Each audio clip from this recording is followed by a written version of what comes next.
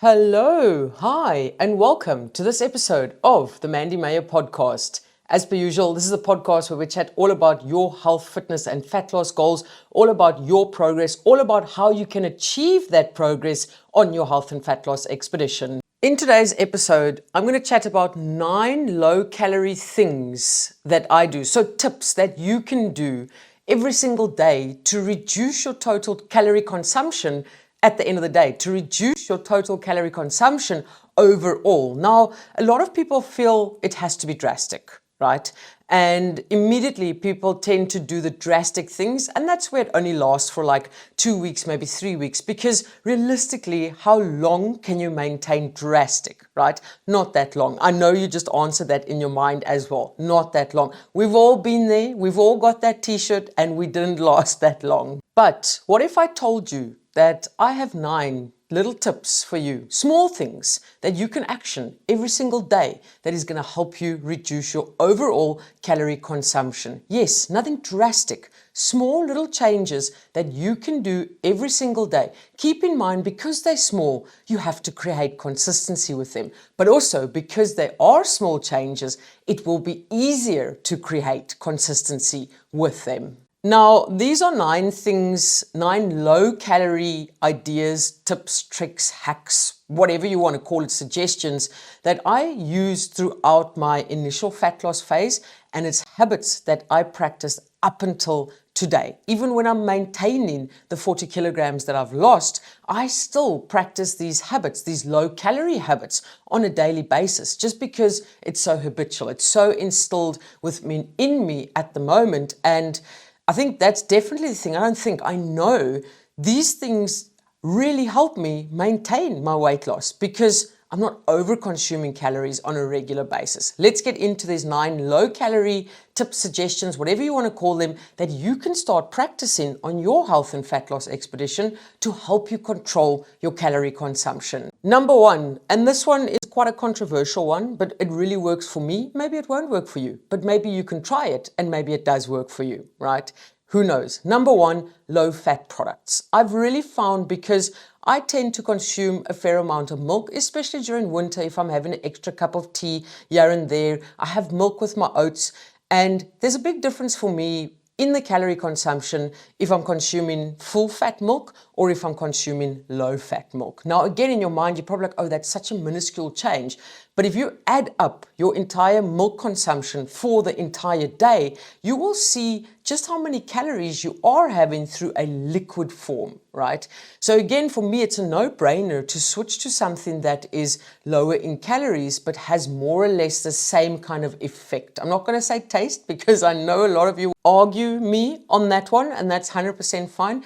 But again, if you can cut and reduce some calories in that area and you okay with doing that, then I'll definitely suggest at going for lower fat products or even fat-free products such as your cottage cheese, for example. And this is purely because anything lower in fat contains less calories than something that is higher in fat, because fat as a macronutrient contains 9 calories per gram, whereas the other macronutrients, protein and carbohydrates, contain 4 calories per gram. So it's not that full fat products are just inherently bad for fat loss. It's just that they got higher calorie content, and if you're eating full fat products, that might push your calories up for the entire day. It might push your calories up as a total, and that might push you into maintenance or a surplus of calories. Number 2, totally reduce your sugary drinks, okay? For me, that is a no-brainer, because you are drinking liquid calories. You're drinking your calories. They're not keeping you full. So if you're having something like a Coca-Cola or a Fanta or a Sprite, could you potentially have that in a 0 format, so something that contains no calories? Or could you even substitute that out for a bottle of water or a glass of water, okay? Something like fruit juice, it's so packed with calories and you're just drinking it, like it's not keeping you full. Is there any way that you can substitute that for like I said, a glass of water, or even add a low-calorie cordial to that glass of water or bottle of water so that you still get in that little bit of a flavor, right? You're going to be reducing a huge amount of calories if you reduce your liquid calories. I want you to understand that so carefully. Liquid calories go unnoticed, but at the end of the day, if you can make a reduction in the amount of calories that you are drinking, you're really going to help yourself consume less calories. And that brings me to point number 3. No alcohol during the school week, on school nights. This is something that a lot of you are not going to want to hear, but like I said, it's 2025. I've had a very rough 2024. I've got 0 left to give. If you are serious about health and fat loss, your health and fat loss, if you are serious about your fat loss progress, you will have a look at your alcohol consumption during the weeks and, of course, on the weekends as well. But if you can make one change right now, if you are consuming alcohol every single night of the week or every second night of the week, really have a look at that. And ask yourself, can you potentially not drink on a school night and then save those couple of drinks to have them on the weekend, for example? Number 1, you're going to be reducing those calories, unnecessary calories, right? Number 2, it's just going to help with all other areas of progress, all other areas of adherence, all other areas of control. It's just really, really going to be a game changer, right? Now, this is not me saying I don't ever consume alcohol during the week. No, there's often times where I do, but it has to be a special occasion for me, okay? Again, if you sit in every single night or every second night and you having a glass of wine or you drinking your alcoholic beverage and you are not seeing any results on your health and fat loss expedition, then that's something you definitely have to have a look at if you're serious about getting those results that you want. Number 4, reduce the amount of salad dressings, sauces, and oils that you use on your, say your salads, for example, or on your veggies, for example. Not everything needs to be covered in a cheese sauce or a pepper sauce or a mushroom sauce, or not everything needs to be overly dressed with salad dressing, right? Now, I know a lot of you again are thinking, oh, she's crazy. She's such a boring eater. She's so bland. But honestly, reducing my sauce consumption, reducing my salad dressing consumption, reducing the amount of fats that I cooked with is one of the things that really helped me maintain my calorie deficit. And that really helped me lose the 40 kilograms, right? So again, if you're covering everything with sauces, have a look at that. Try and reduce those sauces. Have a look if you can potentially get a lower calorie sauce, for example. Maybe you can make your own sauce or salad dressing at home where you know exactly what is going into it. Maybe you can just totally reduce the amount of dressings or sauces that you are using so that it does help you stick to your calorie goals. Number 5, single servings, okay? This is very important. If you go to the shop and you are tempted to buy a fun food or a snack or something, always in that moment, build up the power, the discipline, the determination to take a single-sized serving. Whether it's a single-sized chocolate instead of a slab of chocolate, whether it is a single-sized packet of crisps instead of a big packet of crisps. Be strong in that moment and buy that single-sized serving of that. Because at the end of the day, let's be realistic about it. If I come home with a full-sized, family-sized packet of chips, I'm eating them. If I come home with a family-sized packet of biscuits, what's happening? I'm most likely eating them. Maybe not all on one day, but over 2 days, absolutely. Whereas if I had to buy a single-size serving, I would probably have that and then skip a couple of days and then have something else that is fun. And that's a total reduction in calories, right? And I know this sounds so, I want to say small, because it is small. They are small changes, but these are the things that work. Number 6, less snacking, more eating. Oftentimes, more often than not, I see so many people go down that rabbit hole of, oh, how many snacks should we be having per day? Should we be snacking 6 times a day? Just eat your meals. Eat your meals like a normal person. Like, you literally do not need to be snacking 50,000 times per day. Okay, if you have your breakfast, your lunch, and your dinner, you're going to regulate your appetite hormones. You're going to be full throughout the day between meals, and you're not going to have the urge to want to snack. So again, less snacking, less grazing, more eating of proper meals, your solid foods on a regular basis. That's really going to help with your adherence to your calories. And at the end of the day, it's going to help reduce your calories, because you'll be surprised how many calories your snacks and your grazing adds up to at the end of the day. And that's all on top of those 1 or 2 meals that you're having at all random hours of the day. Number 7, and this is something that I do up until this day, and people are going to think I'm crazy, but I really do reduce my carbohydrates. I don't necessarily have something like rice, pasta, or what's the other thing, potatoes, with every single meal that I eat. Right? So I might have something like potatoes or sweet potatoes with my lunch, a small amount. Then with dinner, I might just load up on veggies and use that as my source of carbohydrates, and then a lean meat, right? And oftentimes I've seen people where they believe or they want to actually have those types of carbohydrates with every single meal. And that's also okay. You can absolutely do that. But just keep in mind that it does add to your total calorie consumption. So for example, I will have oats for breakfast, which carbohydrates. Then for lunch, I will have a lean meat with a lot of green veggies, for example. And then maybe something like potato or sweet potato. But more often than not, I'm getting my carbohydrates from vegetable sources. I know, sounds crazy, right? And from fruit sources and from other types of grains. And I'm getting more than enough carbohydrates without having things that are pastas, rice, and potatoes. But again, like I said, you can work it into your plan, absolutely. But for me, I would personally get my carbohydrates from something that's lower in calories so that I can eat more, okay? Now, I will add a full disclaimer there. If I'm training for some sort of endurance event, whether it's a half marathon, whether it's an ultra marathon, whether it is some sort of long distance running event, then yes, I'm going to up my carbohydrates. I am going to eat more rices, more pastas, more potatoes.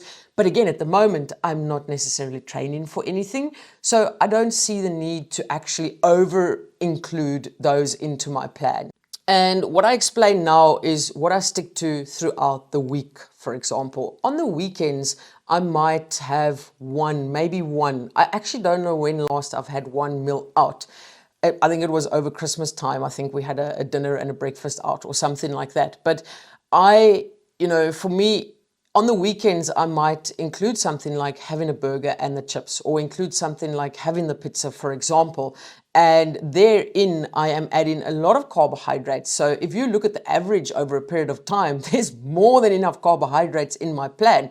But during the week especially, I really try and dial it down so that on the weekends, I have got a little bit more, I want to say leeway, not that that's the right word to use. I don't look at it and be like, oh my goodness, now I can eat pizza because it's the weekend. That's absolutely not what I'm doing. But at least then I have that little bit of a wiggle room, for example, because I was very dialed in during the week. Number 8, and this is something that I do very consistently, is I go for leaner cuts of meat. So instead of having something like lamb chops in the evening, I mean, they're very expensive as well. My budget is not allowing for that right now. But even if I have something like, or I exchange it for something like, say, chicken, for example, or for lean ground beef, for example, or for something like pork loin chop, or something like that, I tend to stick to lower, fattier cuts, right, of meat, because again, I'm reducing my calories by having something like chicken as opposed to having something like lamb, or to having something like sausage or boerewors, for example, that's quite high in fat. So again, it might sound like a small change, but over a period of time, it can be quite a substantial change because you are totally reducing the amount of calories that you are consuming, right? So again, it's small little changes, like I said, that during the week I'll focus on having lean beef or lean ground beef, maybe something like a lean meat cut, which is chicken, maybe something like some tuna, for example. And again, during the week, very dialed in on that. and on the weekends as well. But if I get invited to Bob's barbecue and there's lamb chops on the braai, or I feel like having lamb chops, I'll take it and I'll eat it, right? I'll never be like, oh my goodness, I can't eat that because, oh, it's high in fats. No, it's all about balance. It's all about creating balance. But that balance, you also need to, you can't just be like, oh, I'm creating balance and then go and eat whatever you want. You still need to be dialed in, especially when creating that balance. And that's why I say for a good consistent part of the week, I am super dialed in with everything that I am discussing in this episode. And that brings me to point number 9 is more home cooked meals. Okay. Now, like I said to you, I actually, it was once or twice over Christmas or even in the New Year where we went away for one evening. And I think that evening we ate something at the restaurant and that morning breakfast was included. Other than that, I try and cook as many of my meals at home. Now, I don't even mean, just going to a burger joint and reducing that. I'm saying even things like your health meals or meals labeled as health meals, pre-packaged meals that you get from Woolies or meals that you get from Kuhai, for example, or from your local health store, even something like that. Try and reduce your takeouts or your takeaways or your order-ins and try and cook more of your own meals at home.